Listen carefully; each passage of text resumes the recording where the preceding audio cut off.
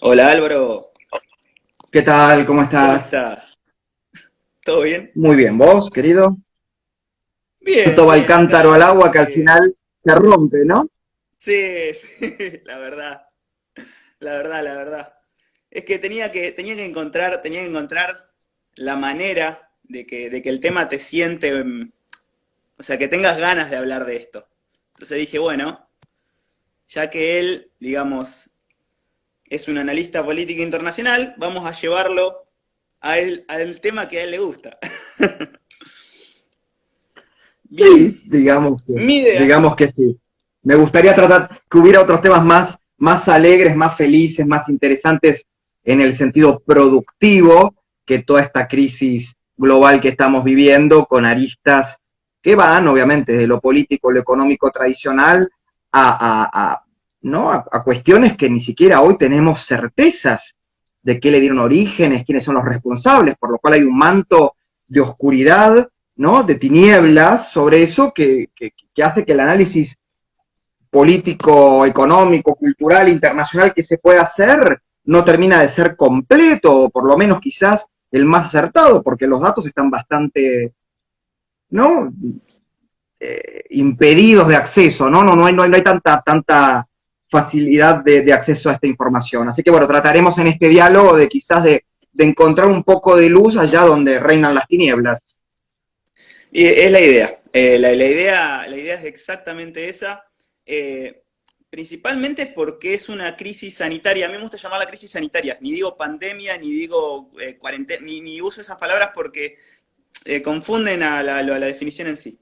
Crisis sanitaria, los datos están todavía a medias, porque está todo todavía por verse. Aunque sí se pueden sacar un montón de conclusiones de un montón de cosas. Pero empecemos por el principio, que es ahí donde está la cuestión más, tal vez más pesada y más oscura.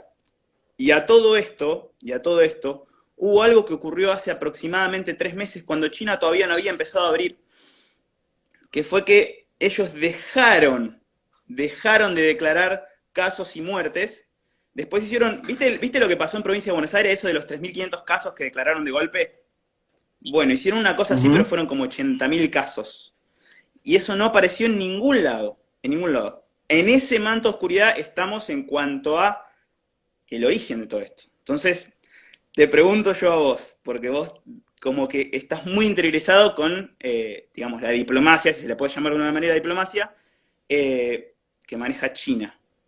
China, su relación con la OMS, ¿qué te parece el manejo en general? ¿Cómo es que todavía no tenemos bien consecuencias sobre China?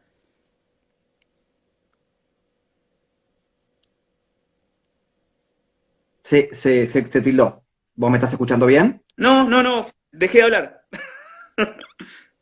Ah, no, pero a mí se me había tirado como duro así, por eso quería ver si era una cuestión. Ahí está, perfecto. Ah, A ver, antes que nada, yo no me gusta ser muy autorreferencial, aunque las circunstancias me obligan. Yo en octubre del año pasado hice un editorial en el programa Malos Necesarios que tengo en Radio Sónica con Emanuel Danan, que me valió el término de Nostra Alvarus, porque en octubre del año pasado, esa editorial que se llama La dictadura china y la democracia taiwanesa, además de hacer una comparación entre ambos sistemas políticos, el que dirige el Partido Comunista de la China continental y la democracia representativa multipartidaria de economía de mercado de la República de China, Taiwán, que se encuentra, ¿no? en esa isla que tiene unas dimensiones territoriales más o menos cercanas a la de la provincia de Tucumán. eh, yo contaba entre todo ese análisis, esa comparación, eh, un informe que me había llegado reservado, y voy a mantener la reserva de la fuente, que antes que nada quiero dejar en claro de que si ese informe pude tener acceso yo, se imaginarán que obviamente personas mucho más influyentes, importantes, con roles políticos, económicos y mediáticos, ¿no? En esferas altísimas, claramente esa información también podrían haber llegado a manos de ellos, o sea, no es una cosa que yo tenía, el, no sé, un oráculo que me había revelado una verdad oculta al resto de los mortales.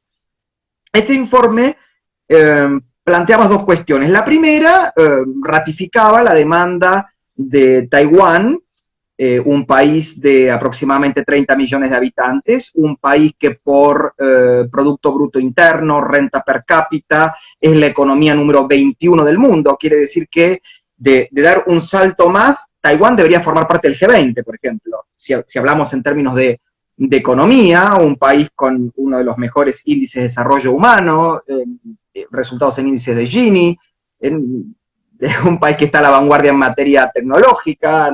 Mucha gente no lo sabe, pero empresas como HTC, Asus, Acer, Evergreen, que las vemos globalmente son taiwanesas.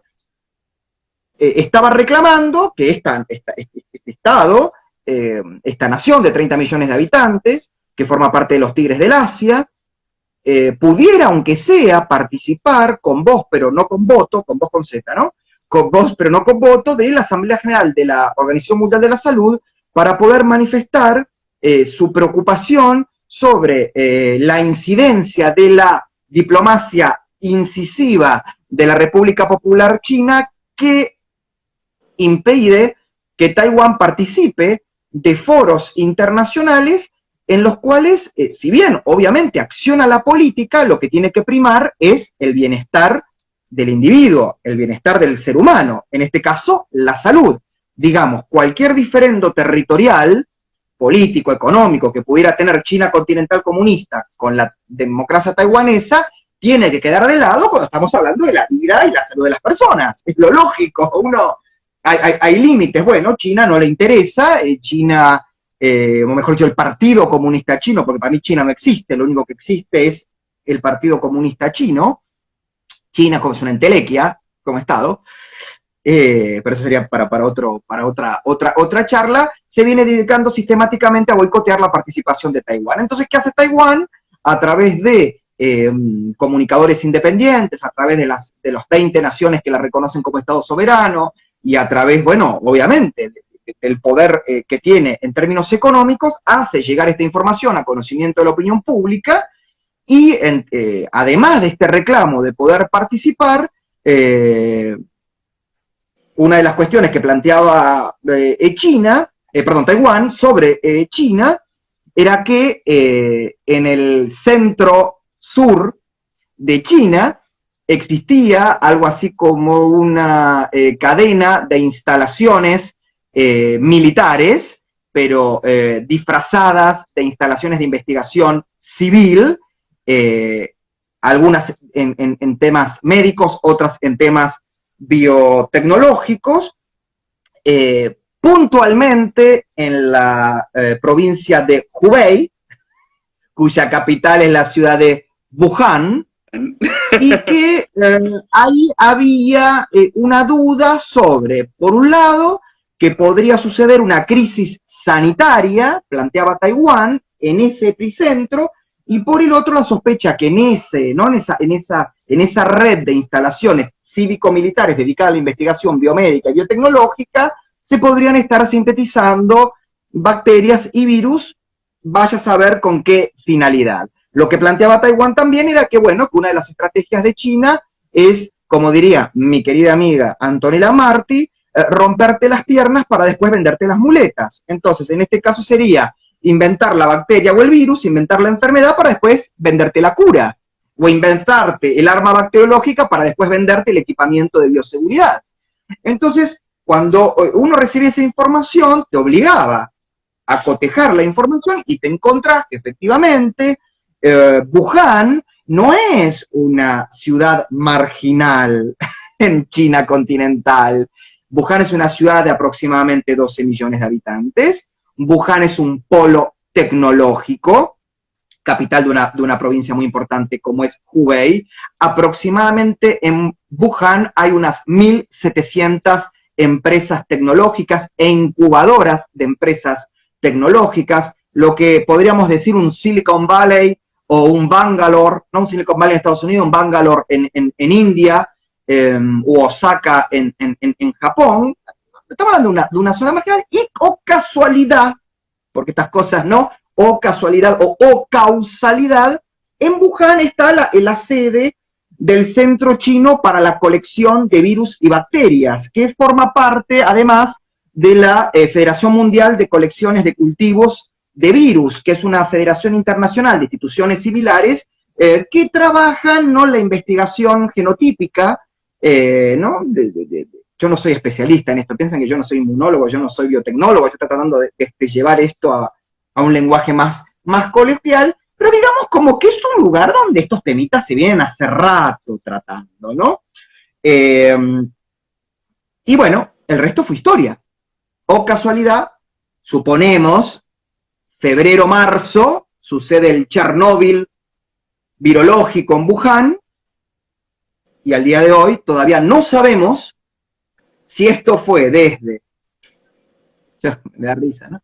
Desde el famoso murciélago que se comió el pobre obrero en el mercado en Wuhan, a si esto es un virus sintetizado en un laboratorio de una instalación cívico-militar. Bueno, acá es cuando te puedo llegar a aportar algo, pero no mucho. O sea, yo sé lo que sabe la ciencia, lo que dicen los datos hasta hoy. Primero, totalmente. A ver, se quiso pintar a Wuhan inicialmente como un mercado donde se vendían, o sea, como un lugar muy rústico, donde había este tipo de mercados donde se vendían animales y que alguien compró ese murciélago y... Vamos ahora a lo que dice puntualmente la ciencia. Lo que se sabe hasta ahora es que, a ver, esto tomado todo entre pinzas, ¿por qué? Porque las revistas científicas, no me quiero poner conspiranoico, odio ponerme conspiranoico, o sea, porque no me gusta, me gustan los datos, pero bueno, las revistas que lo publican tampoco me terminan de convencer, pero no importa, los datos dicen que la mayor de las probabilidades es que sí, el virus haya evolucionado naturalmente y haya saltado, ¿sí? Eso es lo que dicen las secuencias más precisas. Ahora bien, falta todavía un eslabón en el medio, porque viste que se parece que, bueno, es el pangolín, no lo tienen todavía cerrado, ahora parece que sería otro, el animal intermedio, el del salto, todavía no se sabe. Hay un par de informes y un par de trabajos que no están en estas revistas puntuales, ¿sí? No están en The Lancet y no están en Nature, que aparentemente se estaban modificando algunos tipos de adenovirus, el coronavirus es un adenovirus, es uno de esta familia, para obtener ciertos tipos de tratamiento. O sea, vos modificás el adenovirus para lograr que ese virus que normalmente no infectaría un ratón lo infecte, ¿sí? Entonces así lográs tratarlo en el ratón. El ratón se usa como modelo de extrapolación para el ser humano, esto lo sabemos todo, hay mucho eufemismo en cuanto al ratón. Y la conspiranoia que más me gusta es la de, bueno, escúchame, puede infectar al ratón, es mucho más probable que infecte al ser humano, algo ocurrió ahí, alguien descubrió que esto podía infectar al ser humano, salió. La realidad es que todavía no se ha resuelto qué fue lo que ocurrió. Y me llama mucho la atención, porque el virus completo, con sus distintas cadenas y todas sus mutaciones, porque ha tenido mutaciones, fue secuenciado miles de veces. Miles de veces. Sé que anda dando vuelta mucho el mito de que no se cumplieron con los estipulados de Koch, que no se aisló, que no se... No, sí, se aisló, se secuenció, se demostró que produce una enfermedad, se secuenció miles de veces, hay miles de secuencias, miles de test de PCR específico para distintas secuencias, hay de todo. Me llama la atención que aún no sepamos el origen exactamente por eso. Ahora bien, eso me lleva a lo siguiente. China detecta el problema, ya sabemos que lo detecta muy temprano y decide mucho tiempo después notificar a la OMS de qué es lo que estaba ocurriendo cuando ya era muy tarde. O sea, por una cuestión de movilidad, cómo se mueve el flujo de gente que tiene China y cómo viajan a distintos centros del mundo, era muy tarde para avisar de una cuestión como esta. No sé qué te merece esa circunstancia puntual.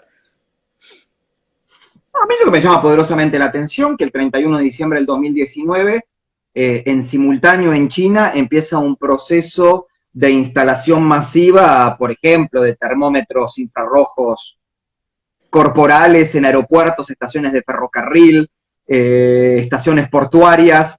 No estamos hablando de un paisito chiquitito. Estamos hablando de 9 millones de kilómetros cuadrados de superficie, de los cuales los principales, por ejemplo, puertos de la China, del mar de la China meridional, sus ciudades no bajan de 25 o 30 millones de habitantes cada una. Estamos hablando de donde se encuentran los principales aeropuertos de China, estamos hablando de ciudades que no bajan de 15, 20, 30 millones de habitantes. Y oh casualidad que en simultáneo de que se estaba haciendo esa instalación masiva simultánea, curioso, ¿no? Un 31 de diciembre, entre el 31 de diciembre del 2019 y el 1 de enero del 2020, se anuncian unos casos de neumonía aislados, pero absolutamente controlables. Entonces vos decís, ¿cómo es esto? Pero uno, a ver, yo entiendo que uno no quiere caer en las conspiraciones, ¿no? Pero está bueno recorrer, ¿no? Los datos. Son hechos. Porque en el medio de todo esto, claro. Claro, exactamente, entre el 31 de diciembre del 2019 y febrero del 2020, que es cuando se empiezan las confirmaciones de este nuevo virus, de esta nueva cepa, del SARS-CoV-2, bla, bla, bla, bla, bla, bla, bla, sucede el famoso caso de Li Wenliang, ¿no? El oftalmólogo de la ciudad de Wuhan, que parece ser que estaba informado el 6 de febrero, ¿no? De algo muy importante que hizo que justo el 6 de febrero se muriera este señor. Luego de hacer una denuncia pública internacional, y se murió de coronavirus, tuvo esa suerte. Y el 11 de marzo, cuando ya habían desaparecido no solo Li Wenliang, sino que además periodistas, infectólogos, muchos de los que estaban alertando, ahí sí, obviamente, oficialmente, la Organización Mundial de la Salud, a través de su director, que es un biólogo, inmunólogo, pero que parece que sus únicas credenciales para ser director de la OMS no es su conocimiento de la biología o la inmunología, o su supuesto trabajo en la lucha contra la malaria y el SIDA, sino el haber formado parte del Frente de Liberación Popular de Tigray, que es una organización marxista-leninista considerada terrorista en Etiopía, bueno, durante mucho tiempo como terrorista por el gobierno etíope y por naciones y democracias de Occidente, que reconoce haber financiado la candidatura de este señor, llega por primera vez un no médico a estas instancias. Pero digo, a ver, vos me preguntabas qué falla ahí, qué no hay, yo no quiero tirar al voleo, pero repito, desaparece, mejor dicho, aparece un oftalmólogo, denuncia esto, aparecen periodistas, denuncian públicamente esto, entre que lo denuncian y que mueren o desaparecen, pasan un mes, 2 meses. A partir de que esta gente es raleada y sacada de circulación, China y la OMS reconocen la pandemia. Y entre el reconocimiento de la pandemia y el estallido de esta crisis sanitaria, China toma otras medidas bastante curiosas, como por ejemplo, que los ciudadanos de la provincia de Hubei podían viajar al exterior, pero no podían viajar a otras provincias de China. Esa no como vos le prohibís a ciudadanos, claro, no les impedían salir del país, entonces uno siente, si vamos a la conspiración, que usaron a la población como agente propagador. ¿Qué puedo expresar? Pues yo no entiendo cómo. ¿Permitís que esta gente salga al extranjero y no le... Es como si yo les digo, hay un brote en Buenos Aires y a los porteños les digo, viajen a Francia, Italia, no aviso nada, pero no viajen a Mendoza, no viajen a Santa Fe, no viajen a la provincia de Buenos Aires. Es algo curioso. A mí me llama poderosamente la atención. Y, a ver, y si hablamos por cuestión de transparencia, de datos, de cifras, recordemos que el territorio conocido como República Popular China tiene un régimen político totalitario de partido único, donde no existe el control entre poderes, no existe el control de la sociedad civil organizada a el poder político, donde la corrupción está a la orden del día, donde 1.400 millones de habitantes son gobernados por una élite de 8 personas que forman parte de la Comisión Permanente del Buró Político del Comité Central del Partido Comunista Chino, todo ese título. 8 tipos gobiernan 1.400 millones de personas, el resto de que todas las instancias de la vida china están controladas por el partido, incluida la administración pública, que a diferencia de los regímenes nazifascistas, donde todo estaba dentro del Estado, nada fuera del Estado y nada contra el Estado, acá sería todo dentro del partido, nada fuera del partido y nada contra del partido, y lo que esté en contra del partido es automáticamente eliminado, si no controlado, eliminado. Las posibilidades de que los datos que me den sean falsos y manipulados son muy altas, son muy altas.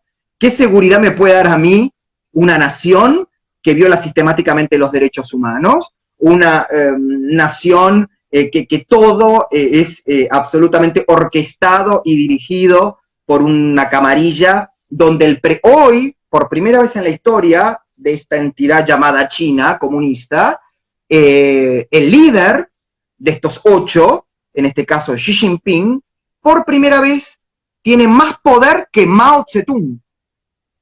A ver si nos entendemos. Xi Jinping tiene hoy más poder político, económico y militar del que tuvo Mao Zedong, el fundador de la República Popular China y del Partido Comunista, fundador del Partido Comunista Chino.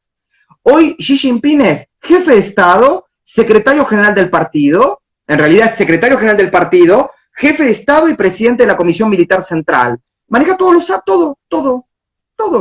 Entonces, ¿qué seguridad te puede brindar lo que te dé esta entidad política totalitaria? Y como yo realmente no soy un especialista en salud, no soy un epidemiólogo, no soy un inmunólogo, tengo que hacer, no me queda otra, ciertas linealidades con los sucesos en materia política, y me llama poderosamente la atención que al margen de los países escandinavos, ¿no? y algunos países europeos, los países más exitosos a la hora de combatir esta pandemia y evitar los coletazos y los daños colaterales que genera en la economía, precisamente son países del Asia-Pacífico, y precisamente son adversarios históricos de la República Popular China, porque son Corea del Sur, Taiwán, Japón, Exacto. Australia y Nueva Zelanda, lo que se conoce como el cordón democrático del Asia-Pacífico,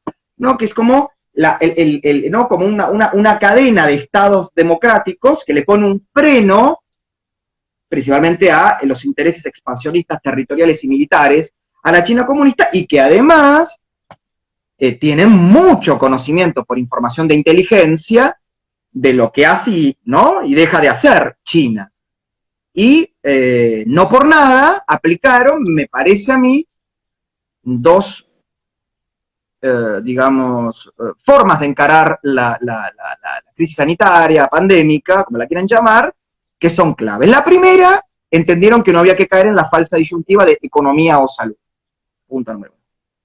Y punto número 2, yendo puntualmente a la cuestión sanitaria, rastreo, detección, confinamiento, seguimiento del tratamiento, alta y seguimiento del alta de toda la población. Y primero, cuarentena obligatoria de 5 semanas, toda la población, y después empezó un proceso de flexibilización en el cual el confinamiento y la cuarentena se reducía a los grupos de riesgo, se reducía a los lugares de rebrote, y a la par se iba articulando medidas para que la actividad económica no colapsara y que la dependencia del equipamiento de bioseguridad y de kits de detección que, casualidad, ya China tenía preparado. China puede armarte un hospital en 10 días, China tenía todo armado, yo no sé, tenía todo armado sin saber qué iba a pasar, todo muy curioso.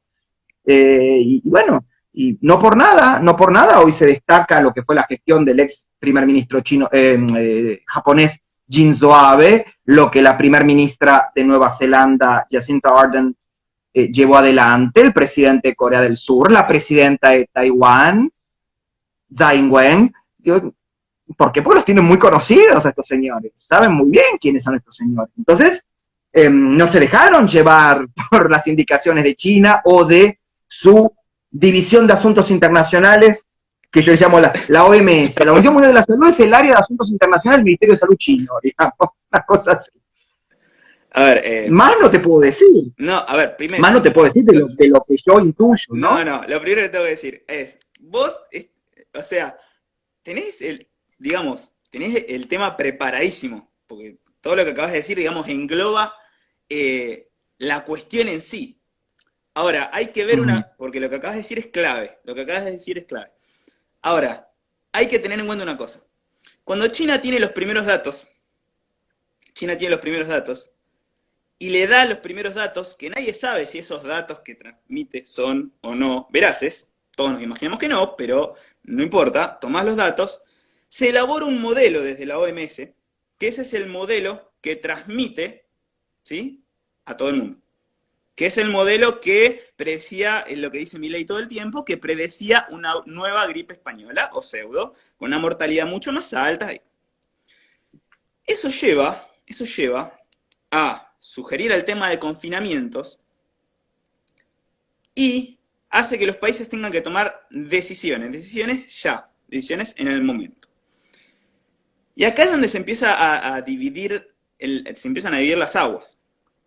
Y a la larga, lo que se termina viendo, es que por más que optes por una cuestión como la de Suecia, ¿sí?, que Suecia fue midiendo, fue tomando sus propios datos, dijo, no, yo no voy a encerrar a la gente, no voy a cortar las libertades, no voy a esto. Lo pagó al principio caro. ¿Por qué? Porque cuando se descubrió en qué rango etario se encontraba la letalidad, perdón, y en qué comorbilidades, ¿sí?, recién ahí pudieron tomar medidas para aislar a sus susceptibles. Entonces al principio la pagaron con una letalidad fuerte. Esa era una. Otra era lo que estaba haciendo el Asia-Pacífico, ¿sí?, que era aislamiento, confinamiento y rastreo, detección y remoción. Vos tenías que tomar una de esas dos. Entonces ahí donde ves, por ejemplo, y Argentina es el mejor ejemplo, de cómo no gestionar. De lo que es la no gestión. O sea, vos tomás una decisión, la tomás a mitad de camino y decís, no, pará, escuchás 2, 3 voces, decís, no, confinar nos va a alcanzar, vamos a confinar 6 meses, no importa el tiempo que sea necesario, nosotros confinamos, con esto lo resolvemos. No se trata de eso. No se maneja así. Tenés que gestionar más allá de las consecuencias, porque eso está todavía por verse, las consecuencias que va a traer aquellos que sí optaron por confinar, que ya se conoce, y ya hay un montón de estudios sobre las consecuencias más allá de económicas, más allá de las consecuencias económicas. Ahora bien, ¿nosotros qué hicimos? Confinamos y no hicimos más nada. Porque seguimos siendo, aún estando porque creo que ya estamos en el puesto quinto, recién vi el quinto o sexto puesto en casos por millón. En estos momentos, yo tengo acá la información que a mí me llama poderosamente la atención, digo, realmente en cualquier lugar del mundo ya mínimo el ministro de Salud habría renunciado. A ver, vos tenés que los 6 países van del primero, que es Estados Unidos, al sexto, que es Argentina, ¿no? Pero esos casos totales. Casos totales en proporción a la población, ¿no? O sea, ¿no?, por millón de habitantes. Entonces vos tenés en el orden, ¿no?, del primero al sexto: Estados Unidos, India, Brasil, Rusia, España y Argentina. Ahora, uno dice, vamos a hacer del primero. Estados Unidos tiene 330 millones de habitantes y 8 millones y medio de contagiados. ¿Cuál es la proporción en porcentaje, no? Hagan la cuenta. India tiene 1.300 millones de habitantes y tiene 7 millones y medio de contagiados. O sea, 1 millón menos que Estados Unidos, aproximadamente. Suponiendo que los datos también son veraces, ¿no? Vamos a suponer que sí, porque obviamente India, con toda su falencia, es una democracia multipartidaria, donde hay control, donde ningún partido puede cortarse solo y mentir, porque va a salir de la oposición a contradecirlo. Hay un juego ahí que obliga a que se blanqueen los datos. Brasil tiene 200 millones de habitantes y 5.300.000 infectados. Rusia tiene 145 millones y, oh casualidad, una nación sospechosa también, ¿no?, de tener sus cifras bastante manejadas por el poder político, un poder político de tintes autoritarios como es el régimen de Vladimir Putin, dice que nada más tienen 1.300.000 infectados, dice Rusia.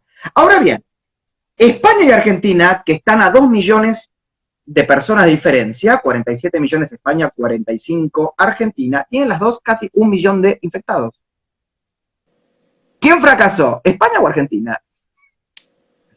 ¿Fracasaron ambas? Mirá, yo ¿Cómo lo evaluamos? me encanta que lo ¿Estamos hayas hablando de un país que es mencionado. así? Estamos hablando, puede ser más entendible, en un país territorialmente más chico, con la población más, digamos, más aglomerada, que un país con ¿no? El distanciamiento que tenemos, y hoy el interior está más estallado que la ciudad de Buenos Aires. ¿Qué pasa acá? ¿Alguien me lo puede explicar? Mirá, O yo no entiendo nada. esos dos países, exactamente esos países, tanto Argentina como España, lo que hicieron fue que no pudieron mantener el foco. A ver, en Argentina fue imposible. Digamos, nosotros necesitábamos un aparato estatal, lamentablemente, porque somos tan estatistas de todo Estado, necesitábamos que estén enfocados en lo que era la crisis sanitaria y se dedicaran a eso. No ocurrió, no ocurrió. O sea, estuvimos completamente distraídos con otras cuestiones, más ahora, en este momento que ya, digamos, hay más un interés por controlar todos los poderes y abandonar el esquema republicano que otra cuestión. A España le pasó algo no con tanta gravedad, pero similar. Se distrajeron. Ellos tuvieron el primer brote, tomaron ciertas medidas, controlaron el primer brote. Cuando empezaron a abrir, abrieron y se distrajeron. Abandonaron las medidas, las abandonaron completamente. Y ahí tuviste el desastre. O sea, tomaron medidas, primero que están también avanzando con el tema de la ideología de género, hay toda una movida, bueno, digamos, está avanzando el socialismo en España también, pero no tiene exactamente que ver con eso, tiene que ver con el hecho de que dejaron de gestionar la crisis, la dejaron de gestionar, y ahí es donde ves el desastre, directamente. Bueno, digamos que es la historia de este país. Un país tan cortoplacista que vivamos en piloto automático no es nada del otro mundo. O sea, no es nada que nos tenga que asombrar. Argentina es, si algo más o menos funciona, ponerlo en piloto automático. Total, pareciera que viviéramos en un mundo estático, en un mundo que no cambia, en un mundo que no tiene dinámicas, en un mundo, ¿no? ¿No? Este mundo es un mundo tan apacible, donde no hay, ¿no? Donde la tecnología está es demente, es Bueno, demencial. pero, a ver, Realmente me encantaría poder, a mí me encantaría ponerme en la tesitura que se ponen mis colegas en los canales, en los medios tradicionales de comunicación, que se ponen muy serios y hablan. Y yo en realidad prefiero hacer lo que hay que hacer, que es reírse para no llorar. Porque si yo me pongo a llenar de palabras, viste, o sea, con mucho barroquismo, que suenan como inteligentes, a cultas, meter un montón de tecnicismos, de ciencias que no manejo, mezclar cifras con muchos ceros, con fechas, y de eso armar un gran argumento muy elocuente, nada para parecer que mi análisis es... No, es triste, pero en relación a Argentina es muy simple. Esto es ya ni Peronia, es Banania. Esto es Banania. Es Banania. Entonces, ¿qué me voy a poner a analizar? ¿Qué me voy a poner a analizar? ¿Qué me voy a poner a analizar? La gestión claro, de Ginés, la procesa Filomena, ¿qué me voy a poner a analizar? ¿Qué me voy a poner a analizar en un país? Y ahora salgamos de esto, salgamos un poco. No tenemos canciller. Yo quiero creer que no tenemos canciller, a creer que lo que tenemos es Felipe Solá. Ergo, no tenemos política exterior. Condenamos en la ONU a Venezuela y nos salimos del Grupo de Lima. En la OEA, el embajador se corta solo y hace la que quiere. Y no condena. Entramos y salimos de los acuerdos de libre comercio que nos dejó Macri, entramos y salimos pensando que eso no va a tener consecuencias. En simultáneo y con un tuit, el canciller se pelea con Corea del Norte, Corea del Sur y con Google, con un tuit. En el medio, teniendo en cuenta con la pandemia, nos contestan ¿cuántos? 5 o 6 países, desmintiéndonos el uso malicioso y falso de datos sobre esos países. Nos contesta Uruguay, Finlandia, Brasil, Chile. Una vergüenza. Una vergüenza. Una Suecia. vergüenza. Suecia Suecia. que fue digamos, un país testigo de cómo alcanzar la inmunidad de rebaño. Yo tuve una charla con un médico argentino chaqueño que está en Yo me Suecia. voy a poner, digo, cuánta profundidad eh, me voy a sumergir si esto es un espanto? Si esto es un espanto. Si en medio de la catástrofe económica, política y social que estamos viviendo, los medios tradicionales hablan que la primera dama está usando el color verde oliva y lila que es de la temporada.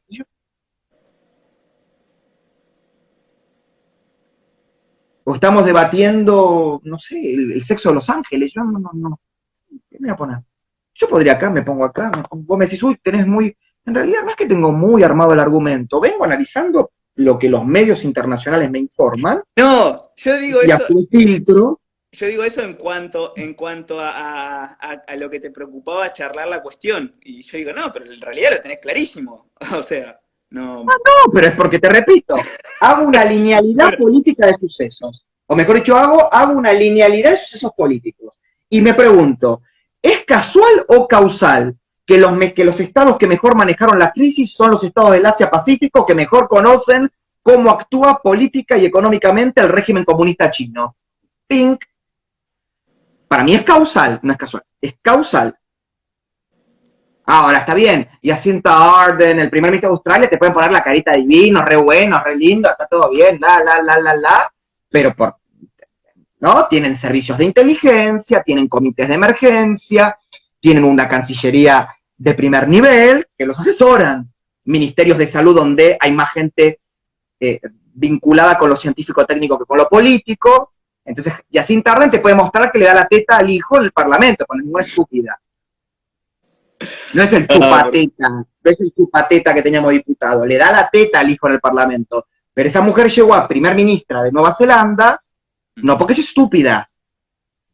Shinzo Abe, lo mismo, el presidente de Corea del Sur, lo mismo, la presidenta de Taiwán, lo mismo. Son estadistas, son personas con vocación por lo público, no de vivir de lo público. Y mirá que acá te estoy hablando gente de derecha, de izquierda, porque el primer ministro de Australia es de derecha, la primera ministra de Nueva Zelanda es de centroizquierda, la presidenta de Taiwán es de derecha, el presidente de Corea del Sur es de centro. No está, acá hay diversidad ideológica. Es que, claro, acá ya no es una cuestión de, bueno, ¿para qué lado te tirás? Lo que funciona es la libertad y lo que... Esto era una cuestión de gestionar. O sea, vos tenías que gestionar, tenías que obtener datos, tenías que actuar en consecuencia, tenías que ver lo que estaba pasando, mantenerte mirando la realidad, porque lo que pasó acá es que teníamos un grupo de personas a cargo que se olvidaron de mirar la realidad. O tal vez la ven y hacen como que no la ven. Entonces, era toda una cuestión de gestionar. Pero yo te quiero dar un dato, que es un dato que es muy interesante, que encima lo encontré hoy. Hay la Universidad de Oxford, para cerrar este tema, y ya quiero que nos metamos en la cuestión del liberalómetro. Porque esto lo tenemos que solucionar nosotros, no lo va a solucionar nadie por nosotros. La Universidad de Oxford mide un índice que se llama Government Response Stringency Index. Es el índice de astringencia de respuesta del gobierno. Y eso te mide qué tanto un país en un lapso de tiempo restringió las libertades de los individuos, o la movilidad, o como le quieras decir, para control de crisis, para tener una respuesta. Los primeros 4 puestos tenés China primero, lejos, tiene como 10 puntos más del segundo, el segundo es Italia, el tercero es Perú y el cuarto es Argentina. O sea, somos el 4.º país del mundo que más redujo la movilidad en un lapso de tiempo para control de la crisis. Después vienen Ecuador, India, Francia y Paraguay. ¿Cómo le fue a China, Italia, Perú y Argentina en cuanto a casos y muertos por millón? Perú es el país del mundo con más muertos por millón y fue un país que hasta en algunos casos militarizó. Entonces, ¿Y la tasa de mortalidad en porcentaje cuál es? La tasa en porcentaje de mortalidad, ¿de cuánto es la de Perú? Depende del rango etario. Hoy le están dando en total un menor a un 1%. Y en Argentina estamos hablando de mortalidad del 2%, un poquito más del 2%, ¿no? De los infectados. La letalidad tendría que ser, te hago la cuenta rápido, para. El 2%. 19. 1 millón de infectados. Sí. 1 millón de infectados. Sí. 2%. O sea, Perú con más... Qué triste todo. Eso te habla, bueno, ahí tenés un cálculo rápido también. Digamos, el problema es No la necesito no ser. gestión. El problema es tener gente a cargo, que no gestiona, que no hace lo que tiene que hacer. Dice, Mira, no, lo resolvemos. te En voy a decir realidad otra es una cosa. argentiniada. A mí me encanta, es una argentiniada, No, porque no, pero Argentina acá es hay que como decir las nada, cosas hace lo que también pasa. porque venimos, viste que venimos con el latiguillo de que Macri hizo todo mal, que ya me tiene un poquito harto también. Viste, que subestimen la inteligencia de un adolescente está bien, de adultos no. Yo le quiero recordar a la gente que durante los catastróficos cuatro, que parece que todo mal hizo, ¿no? O cuando dicen que cambiemos igual que el kirchnerismo, o sea, parece que la política de Fori y de Malcorra era igual a la de Solá, la de seguridad de Bullrich es igual a la de Frederick, la de Dietrich es igual a la de Meoni, pareciera, ¿no? Qué bárbaro. Bueno, una de las cosas que hizo bien y muy bien Macri fue una nueva ley de control de emergencias, que venía a reemplazar la ley de emergencia civil que venía del proceso. Entre las tantas cuestiones que esa ley que Macri sanciona, porque en Argentina no había una ley, a ver, creo que algunas cositas en el mundo cambiaron desde 1978 a la fecha, ¿no? Las emergencias, ¿no? Cambiaron un poquitito. Bueno, Macri sanciona esa ley y entre los artículos está la famosa constitución del COE o de los comités de emergencia. Y el espíritu de esos comités de emergencia, sea cual fuere la emergencia, en este caso una pandemia, implicaba la interdisciplinariedad de los expertos. ¿Qué significa esto? El comité de emergencia y los expertos que lo componen tenían que ser no solo expertos del tema central de la emergencia, en este caso pandemia, ergo, epidemiólogos e inmunólogos, médicos, ¿no? Sino además que tenía que contemplar juristas, economistas, psicólogos, para que la emergencia fuera atendida en su completitud. Todas las aristas. ¿Qué hizo este gobierno? Desatendió lo que la ley decía e hiperespecializó el comité de emergencia. Y lo constituyó con expertos solo de la pandemia. No le interesó la arista económica, no le interesó la arista política, jurídica y mucho menos la psicológica. Hasta el punto que hace poco metieron filósofos y psicólogos, un poquito tarde, más filósofos. Entonces, ¿qué quiero decir con esto? No es que solamente no quieren ni siquiera utilizar los instrumentos que disponen. No. Entonces, pues digo, no, esto es tan bochornoso, tan bochornoso. Eso sí, tenemos ministerio, no vayamos a olvidarnos que tenemos ministerio. Tenemos ministerio, no nos olvidemos. Tenemos ministerio, Mira, tenemos ministerio, tenemos ministerio de un área que es responsabilidad primaria de las provincias y municipios. Y tenemos ministerio a nivel nacional. Vaya a saber uno para qué. Cuando en realidad tendríamos que tener una agencia federal de salud dedicada a las cuestiones que le son propias al Estado Nacional, que cuáles son las emergencias y como mucho criterios y lineamientos estratégicos en materia sanitaria para que las provincias adopten de acuerdo a los pactos y no hay acuerdos que a nivel internacional o normas a las que adhiere Argentina en temas de vacunas, en temas de control sanitario, de lucha contra el SIDA, qué sé yo, estoy poniendo ejemplos. Pero un ministerio para qué? ¿Qué hospitales administra el Ministerio de Salud de la Nación? no, ¿Para no, no, qué, no. para qué tenemos? ¿Para qué tenemos? Tenemos Ministerio de Salud sin hospitales y Ministerio de Educación sin escuelas. Y Y hasta, cada vez que el Ministerio de Salud se metió, como el caso del Posadas, recordemos el desastre que fue. Por eso digo, la gente se asombra de mi frialdad, dice, no, no me puede asombrar. Si te digo más, me asombraría que no esté sucediendo esto. Lo que nos tendría que asombrar es que estuviera sucediendo otra cosa. Te digo más, me asombra que no estemos peor. Si a mí me yo creo preguntas. que, Me yo creo que, asombra que no estemos peor. yo creo que, Claramente Dios es argentino y atiende en Buenos Aires. Claramente, ¿eh? yo creo que estamos peor de lo que vemos que estamos.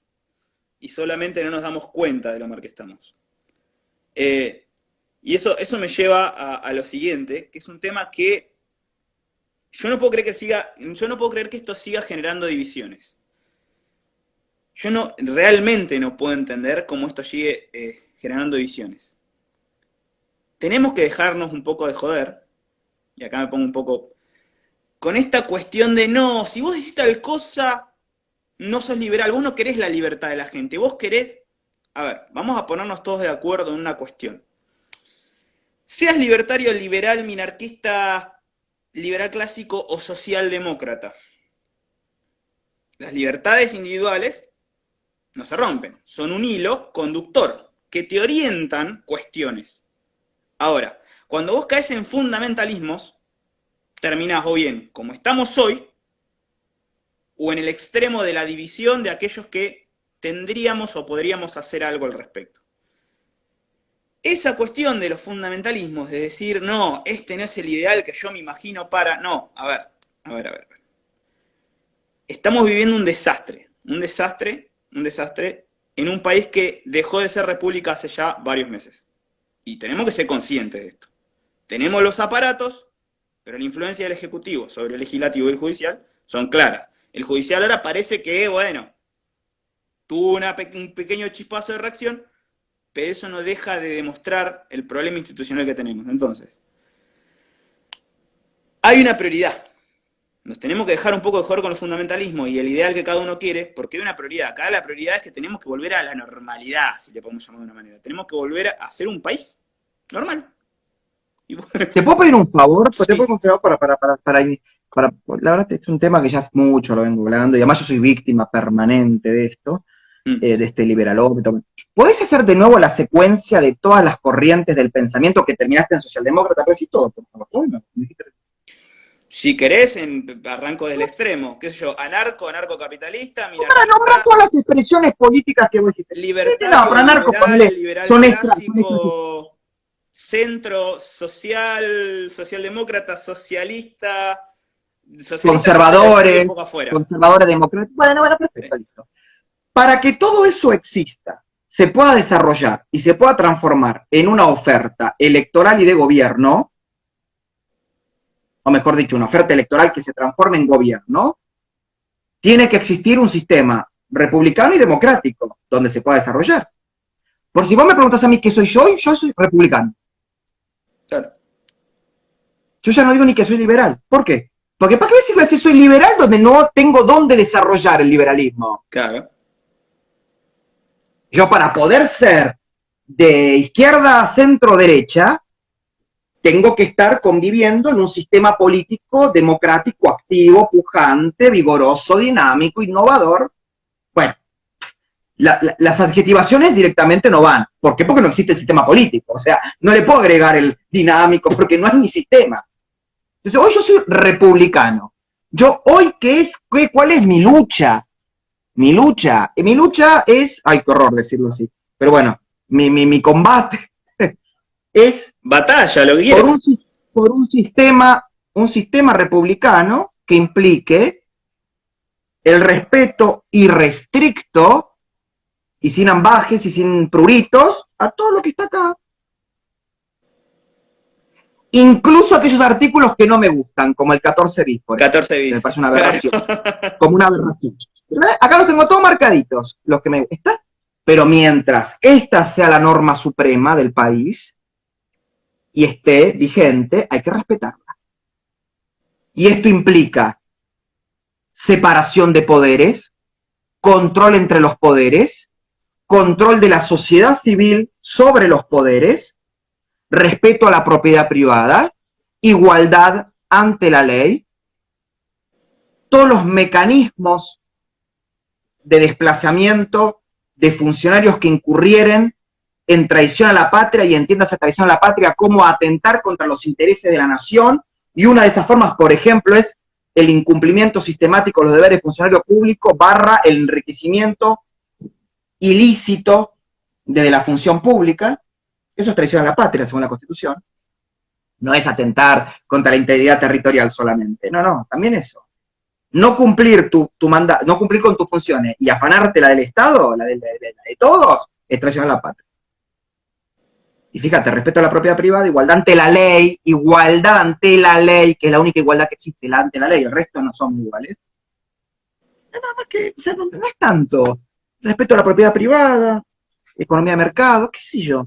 Yo soy un republicano, mirá, es como si yo te dijera, estoy reclamando el derecho a la vivienda en un país pantanoso, donde no tenés donde construir la vivienda.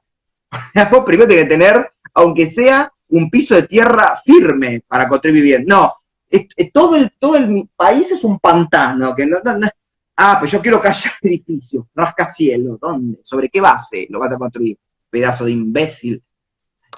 Y estamos Bueno, rodeados de estos imbéciles e idiotas útiles, carentes de toda inteligencia multifocal, carentes de toda inteligencia realista, pragmática, aunque emotiva, porque acá tenía mucho que tendría que pasar por el diván y la psiquiatría también, pero bueno, no importa, me incluyo internación, porque drogas duras. acá si no te matan te enloquecen, te digo, no me incluyo. Entonces yo me dedico a eso, yo estoy luchando para eso. Y mi precandidatura a diputado, ya sea diputado de la Nación o a diputado provincial, va a estar sujeta a que eso favorezca la construcción de un gran polo republicano que rescate a la Argentina de la amenaza totalitaria y que luego de que la rescate, ahí sí se constituya de nuevo, el sistema político argentino se reconstituya con un centro fuerte, una centro derecha fuerte y una centro izquierda democrática y republicana fuerte, y empecemos a construir la Argentina moderna que mira el siglo ya XXII, porque el siglo XXI estamos entrando a la tercera década, casi que lo tenemos perdido, que mira el siglo XXII. Eso es lo que yo vengo a aportar. Claro, obviamente, eh, en todos los espacios políticos habemos gente que compleja, difícil, gente que cree que la acumulación de pergaminos que están apolillando, ¿no? Con marcos rancios viejos de Bueno, la década del 50, ese 60, es el lado. les da autoridad en los temas que se formaron, pero no necesariamente en la política, porque vos podés tener muchos títulos de grado, posgrado, postdoctorado en ciencia política, y no saber un cazzo de política. Hay una confusión. Acá la gente cree que estudiar ciencia política te hace político. No, querido. No. Repito, vos tenés que estar, vos pensás que en un país donde el largo plazo es el lunes, el dirigente político, amén de ser honesto, decente, tiene que ser hipercreativo, hiperinnovador, cabalgar el tigre, porque no lo va a cambiar al tigre, no le va a modificar su esencia, pero lo tiene que cabalgar para conducirlo. Eso sí, lo que tenemos es un universo de caciques que dirigen a dos indios y miles y miles y miles y miles, cual gotas, o millones, cuales gotas en el océano de opinólogos, no repito, con un océano de opiniones de 3 centímetros de profundidad. Esto es lo que nos rodea hoy. Bueno, y obviamente aparezco yo, o personas como Javier, o personas como los famosos halcones, que decimos, no, ¿por qué vos? ¿Quién sos? ¿A quién te comiste? Yo te tengo que permitir que me faltes el respeto a mí, porque yo tengo 40 y vos tenés 70, y sos economista. Te tengo que permitir y porque fuiste 3 veces a TN a pelearte con Victoria Donda, te tengo que permitir que me faltes el respeto. Yo te tengo que permitir que vos me faltes el respeto a mí, porque sos un lector compulsivo del boletín oficial. Yo tengo que bancar que vos digas que todos los que fuimos funcionarios públicos fuimos ñoquis, menos vos y tu esposa. Yo tengo que bancarte eso. ¿Por qué? ¿Con qué autoridad? ¿Con qué autoridad? Guarda, porque en el closet, viste, somos pocas y nos conocemos mucho. Entonces, guarda, que con todas las costillas no las estoy hace 20 años que estoy vinculado directa o indirectamente con la política. Le conozco la trayectoria a todos. A todos se las conozco, como todos me la conocen a mí. Entonces, cuidado, porque el nivel de tolerancia, uno no le quiere entregar en bandeja al adversario lo que el adversario busca, que es la guerra entre nosotros. Pero la palabra con C y que termina con R y en el medio una G, decido yo quién me lo hace. Yo no me dejo, ¿tá? Por las dudas, les advierto. Escúchame, nos quedan 30 segundos. Yo te quería decir Bueno. una cosa. Me encanta, me encantó, no importa. Yo quiero que esta gente se dé cuenta del daño que hace en realidad. Porque es un daño pesado a un trabajo que estamos haciendo mucha gente para tratar de cambiar las cosas. Entonces, yo ya te he hecho publicaciones, te estamos invitando a Unidos. Vos ya has dicho que te gusta el espacio, así que esperemos que estas cosas se den. Y te Sí, mando no, muchas igual, gracias. bueno, no voy a,